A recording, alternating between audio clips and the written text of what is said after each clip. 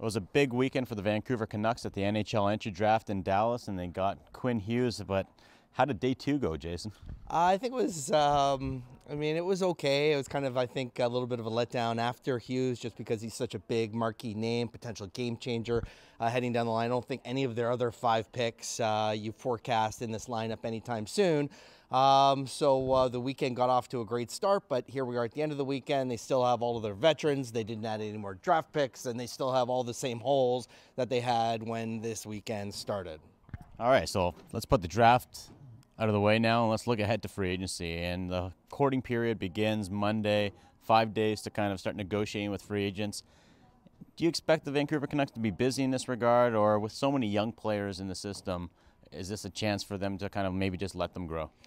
Well, they've said again and again and again that they're not really in the market for the big fish, that they're not in a situation where they can go out and get big money players for long term. These are not the kind of players that are going to help this team where they are in their development. But they do have holes. Like, there's significant holes here. The Sedins have moved on. They have a clear hole for an offensive center. I thought it was interesting over the course of the weekend that Trevor Linden and Travis Green both talked to Don Meehan a couple of times. The Canucks have been kind of loosely linked with Bozak. I do think that that's the type of center that they could use. He's a little old, and you're probably going to cost a little bit too much for them. Maybe a Riley Nash. They've been linked to him as well, but they are going to need a guy who can produce some points. They've got Bo Horvat in their top 9. They got Brandon Sutter as their kind of shutdown defensive center.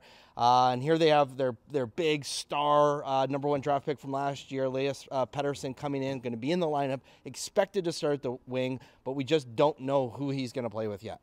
Right, and you know what? It never hurts to have a little veteran presence around with all those guys. So we'll see if they do add that kind of element, and it should be a busy, maybe not so busy offseason for the Vancouver Canucks.